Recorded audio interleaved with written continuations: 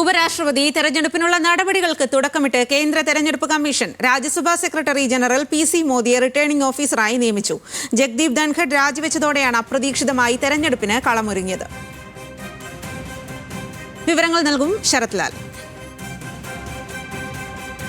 ഉപരാഷ്ട്രപതി ജഗ്ദീപ് ധൻഖറുടെ രാജി ബി.ജെ.പിയുടെ സമ്മർദ്ദത്വം മൂലമാണെന്നാണ് നമുക്കിപ്പോൾ ലഭിക്കുന്ന വിവരം. കാരണം രാജ്നാഥ് സിംഗ്, അതായത് സഭാധ്യക്ഷനും കൂടിയായ രാജ്നാഥ് സിംഗ്, പ്രതിരോധ മന്ത്രി, അദ്ദേഹം ധൻഖറെ കാണുകയും രാജിയുള്ള ദിവസം ധൻഖറെ കാണുകയും അദ്ദേഹത്തിനോട് 40 എം.പിമാർ അദ്ദേഹത്തെ ഇംപീച്ച് ചെയ്യാനുള്ള പ്രമേയത്തിൽ ഒപ്പിട്ട് നൽകിയിട്ടുണ്ട് എന്ന ഒരു കാര്യം ധരിപ്പിക്കുകയും ചെയ്തു. അതേ തുടർന്നാണ് അദ്ദേഹം നേരെ തന്നെ രാത്രി 9 മണിയോട് തന്നെ രാഷ്ട്രപതി ഭവനിൽ നേരിട്ടെത്തുകയും പ്രോട്ടോക്കോളൊക്കെ ലംഘിച്ചുകൊണ്ട് നേരിട്ടെത്തുകയും രാജിക്കത്ത് കൈമാറുകയും ചെയ്തു.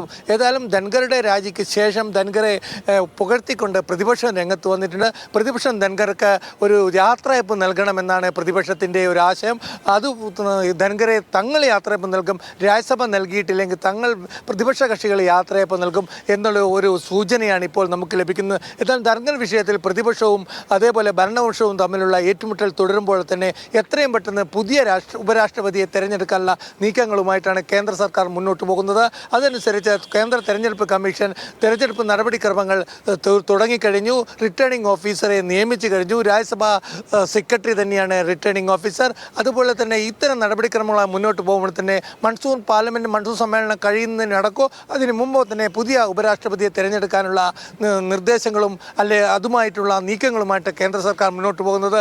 ഏതായാലും പ്രധാനമന്ത്രി തിങ്കളാഴ്ച തിരിച്ചെത്തുന്നുണ്ട്. മാലിയിൽ നിന്ന് പ്രധാനമന്ത്രി തിരിച്ചെത്തിയാൽ തിങ്കളാഴ്ച ബി.ജെ.പി ഉന്നതതല യോഗം നടക്കും. പാർലമെൻറ്റിൽ ഓപ്പറേഷൻ സിന്ദൂരിൻ്റെ ചർച്ച തിങ്കളാഴ്ചയാണ്. തിങ്കളാഴ്ച 16 മണിക്കൂറാണ് തിങ്കളാഴ്ച പാർലമെൻറ്റ് സിന്ദൂർ ചർച്ച ചെയ്യുന്നത്. അതും പ്രധാനമന്ത്രി ചർച്ചയിൽ ഇടപെട്ട് സംസാരിക്കുമെന്നാണ് നമുക്ക് ലഭിക്കുന്ന വിവരം. ഏതായാലും ഒരു കാര്യത്തിൽ നമുക്ക് വ്യക്തതയുണ്ട്. ബി.ജെ.പിയെ സംബന്ധിച്ചിടത്തോളം ഉപരാഷ്ട്രപതി സ്ഥാനാർത്ഥി ആര് എന്നതിനെക്കുറിച്ച് വ്യക്തമായ ധാരണയുണ്ട്. ഏതായാലും പ്രധാനമന്ത്രി തിരിച്ചെത്തിയ ശേഷം ഇത് സംബന്ധിച്ചുള്ള യോഗത്തിൽ ഒരു തീരുമാനമെടുക്കുമെന്ന് തന്നെയാണ് നമുക്ക് ലഭിക്കുന്ന സൂചന.